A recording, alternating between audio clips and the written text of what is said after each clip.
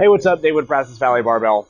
One of the things I commonly do with lifters outside of competition prep is use the opposite stance deadlift to really drive their training progress. So today I wanted to talk about some of the reasons that both sides, either the conventional or sumo lifters, would train the other stance in the off season or really during any sort of training outside of competition prep in order to get the most out of their training and strength progress. So there is going to be differences, or there are going to be differences between the two and the reasons why we would use the opposite stance, and they don't mesh quite in the same way. So the reasons I would use conventional deadlift for a sumo deadlifter are not the same reasons I would use sumo for conventional. So what I'm actually going to be doing is I'm going to make a few videos on the accessories for both and the reasons why you would include them, because I do think that that kind of stuff matters, and we're not just training the other stance just for a variety. So I think the reasons that we're including the opposite stance can make a big difference in how we're including in the programming and how we're writing it, and understanding those things can really matter. So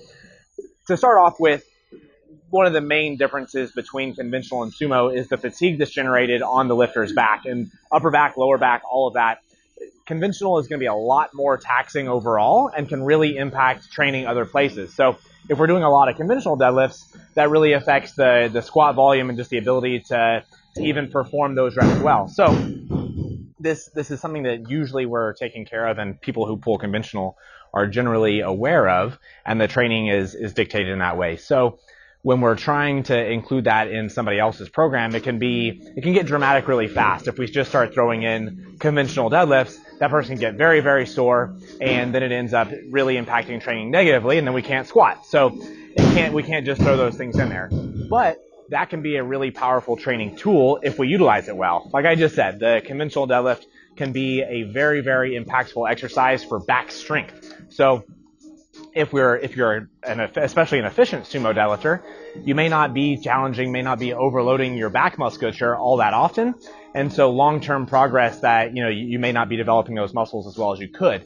But this has to be something that you organize well and that you take into account that it's going to be as fatiguing as what it is. So the opposite is true, where somebody who's deadlifting conventional generally is going to be training with a lot of back fatigue and may not be able to do a whole lot of deadlifting volume overall. So if we actually include some sumo deadlifting, it can be a good opportunity for us to include more volume in their training, more deadlift volume in their training, and really drive progress. So it isn't always going to be as clear-cut as put in the other exercise and then we can always lift more. We're just using it as a novel stimulus. It has to be a little bit smarter than that.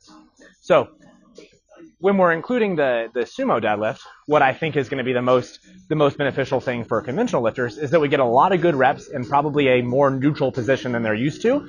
We're able to brace better. We have more space. I talked about that in my last video about the top-down setup.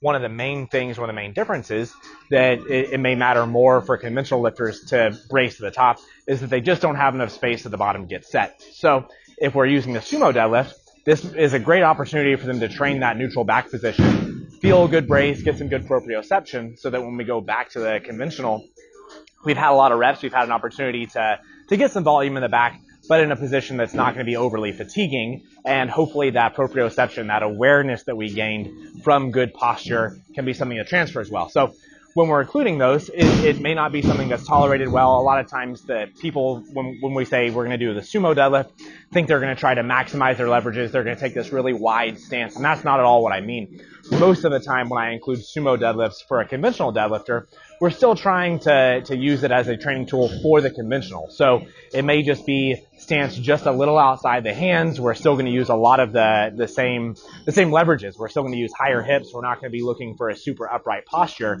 but it can be a good opportunity to train that same musculature just in a way that can be easier on the back. So the next few videos I'm going to talk about the organization, but for both stances. So if you're sumo, we're going to talk about the different exercises, the variety, the different variations that we can use when we're pulling conventional and how to get the most out of that. It'll probably work well for conventional lifters to utilize some of these as well, and then we'll use the other. We'll talk about how we can get introduced into sumo if you're a conventional deadlifter and how those can be used most effectively.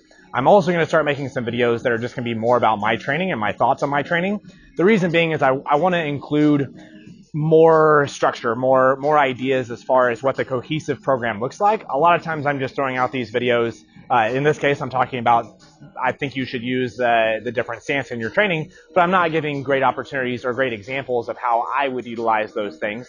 And so I'm going to start putting my training in so that people can see the structure and how I think those things can be well organized. So I'll be alternating between those. I'm going to try to come out with a few more videos per week. Hopefully I can get, instead of 1 video a week, I can get up to about 2 videos a week. So I think together those will be a good example of how we can learn how to do, like with these videos, we can think about training critically, we can think about how we can include more variety, we can get the cues and all those kind of things to be better lifters, but then hopefully with, you can see some of my personal examples, some things I struggle with, and the things I'm doing to correct those. So hopefully this video is helpful. I hope the next ones will be helpful, and we'll really be moving forward on how we can get the most out of our deadlifts over the next few weeks.